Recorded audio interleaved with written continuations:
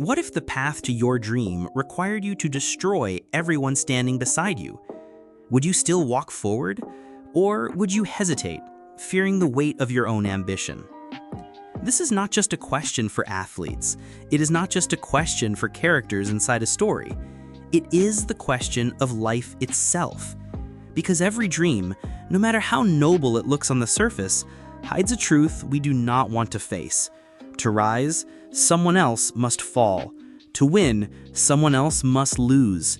To shine, someone else must be left in darkness. Blue Lock makes this truth impossible to ignore. It strips away the illusions we are taught since childhood, that teamwork is always pure, that kindness always wins, that success can be achieved without cost. For Yoichi Isagi, the world of Blue Lock becomes a mirror, reflecting a side of himself he never knew existed. At first, Isagi is ordinary, or at least he believes he is. He does not have the raw strength of others, the genius touch, the overwhelming talent. He doubts himself. He hesitates. He wonders if his dream, to be the best striker in the world, is too big, too selfish, too impossible. But Blue Lock is not a place for hesitation.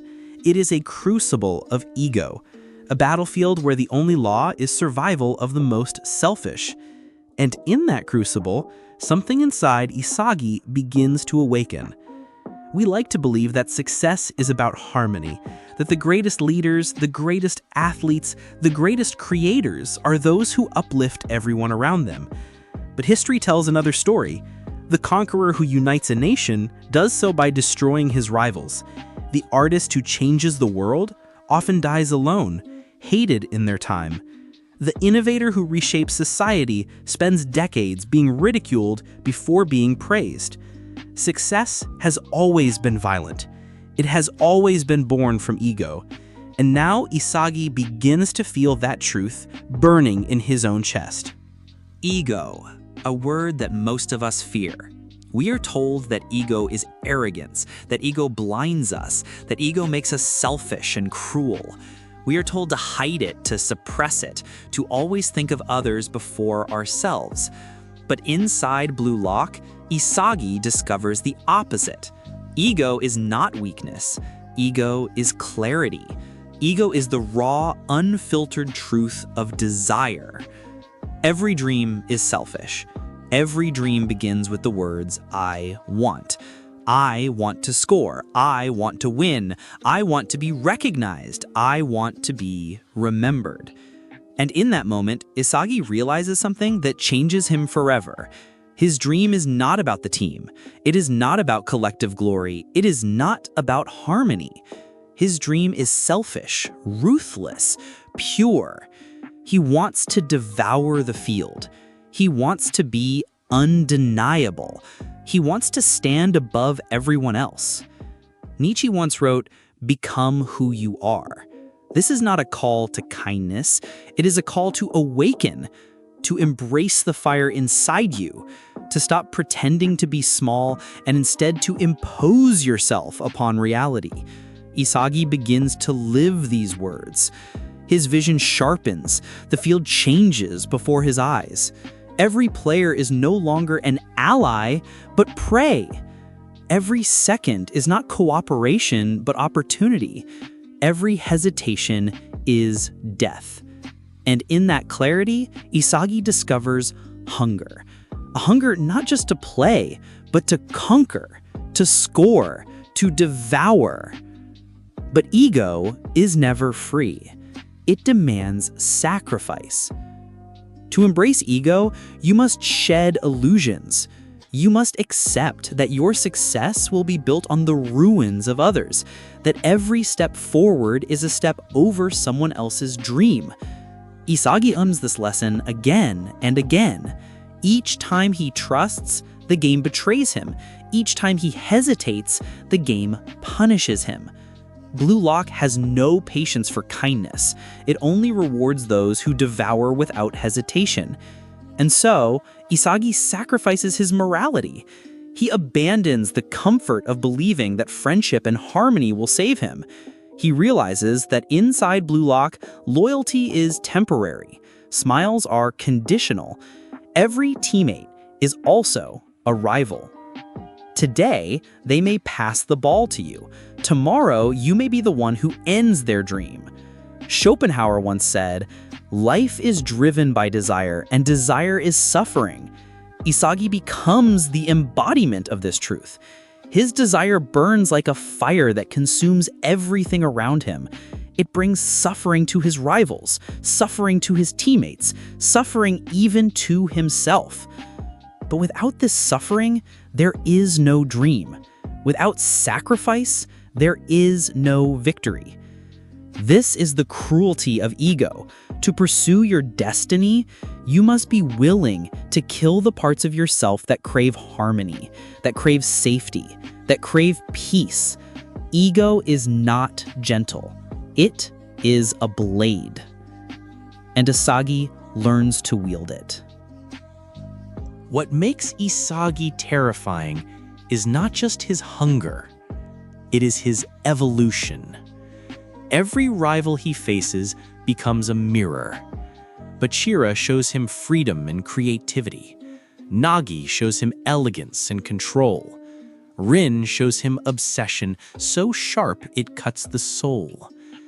Kaiser shows him domination, the arrogance of one who demands the world kneel. Isagi does not fear them. He studies them. He devours them. He absorbs their strengths, their weaknesses, their essence, and forges something new. Something that is not imitation, but transformation. Carl Jung wrote of the shadow, the hidden side of ourselves that we fear to acknowledge. Most people suppress it. They hide their ambition, their anger, their cruelty, pretending to be pure. But Isagi does the opposite. He embraces his shadow. He lets it rise. He lets it sharpen him. And with every game, he evolves. He kills hesitation. He devours weakness. He rebuilds himself in steel and fire. This is not just the story of a striker. It is the story of a man becoming something more, a predator, a monster of perception, someone who sees not just the ball, but the entire field, the entire flow of the game, the entire heartbeat of those around him. And in that moment, Isagi becomes something terrifying, clarity made flesh. Part 5. The final reflection. So what is the art of ego? For some, ego is arrogance. For others, ego is selfishness. But in truth, ego is neither good nor evil. It is the pure expression of the self.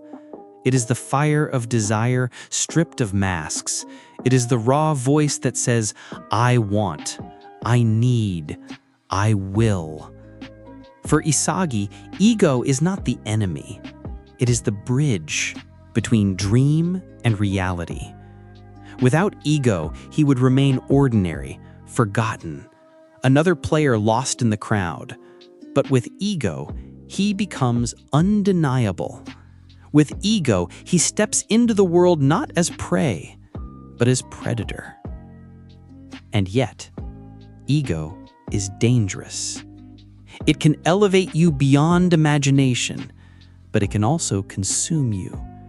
It can give you victory, but it can also leave you broken, isolated, surrounded by ruins. The art of ego is not just to embrace it blindly, but to master it, to use it as a weapon without letting it devour your humanity completely. And so I ask you now, what is your ego? What dream burns inside you so deeply that you would sacrifice comfort, morality, even love itself to achieve it? Would you devour others, as Isagi does, to claim your destiny? Or would you hesitate and let someone else devour you? That is the art of ego. A fire that lives in every one of us. A fire that can build or destroy. A fire that decides not only who we are, but who we will never be. And now, I leave the reflection to you. Tell me in the comments, what is the greatest sacrifice you have made for your dream? If this spoke to your soul, if you saw yourself in these shadows, then like this video, subscribe to Philothoughts, and return again as we descend deeper into the dark reflections of the human condition